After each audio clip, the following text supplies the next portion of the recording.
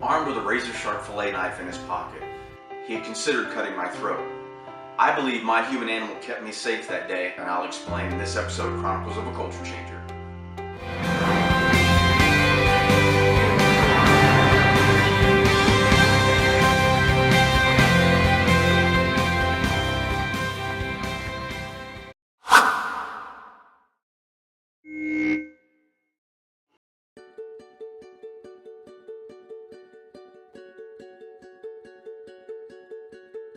In the police academy, they focus so heavy on officer safety that I always remember those little tips, and I believe those tips, like some of the ones that I share with you here, are those things that can help keep you safe because we pay attention ahead of time so we're not 3 steps behind some form of an attack.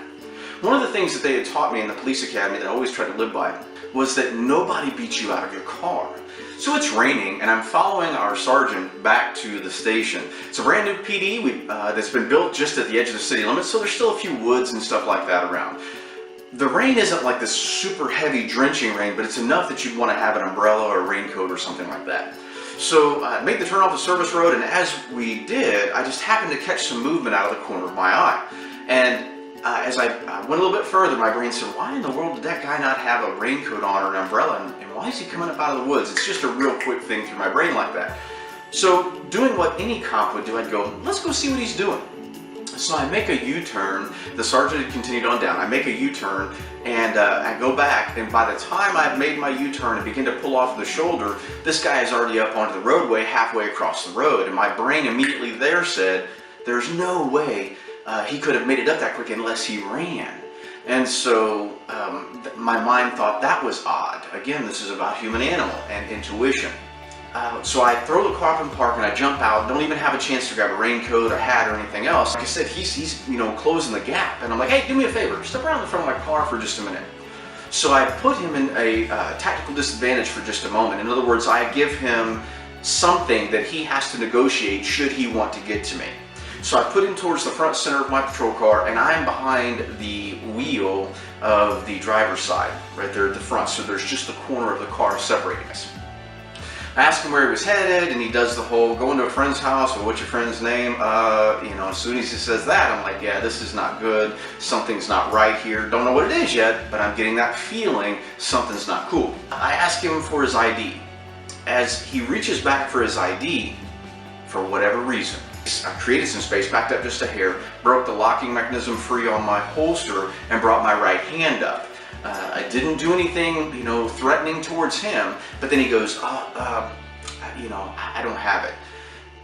That moment, what I was projecting was one of those other things that sometimes we would consider things, and we think things, we just don't say them out loud. And what I was thinking was, if you bring something other than, ID out of that pocket, you're going to be looking down the barrel of my handgun.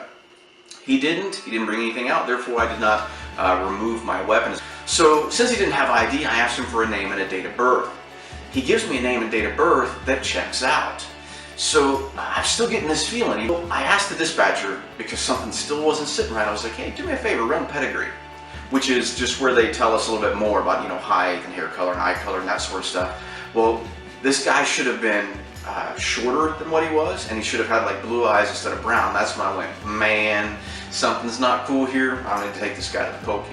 Dispatch comes back with, hey, there's a guy, with this name that's wanted for escaping a prison in, Illinois. And I thought, oh, okay, well, this is probably our guy. Followed another rule, which was before you search someone, you cuff them. Because, fights or an assault towards law enforcement or the real resistance occurs upon first touch, usually. Well, as I'm doing my search, after I've cuffed him, in the right rear pocket that he was digging into was a fillet knife without a sheath. So in a sense, what was happening is he was reaching for that fillet knife when he saw me create the space, bring my hand up, which would have, again, have caught it if this guy would have went to cut my throat, and then I would have had an opportunity to deploy my weapon.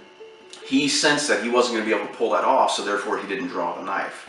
He may have believed that because he'd gotten away elsewhere that he was going to be able to get through this situation. I get him hooked up, and then immediately when I found that knife, my heart began to pound. That's when I got scared.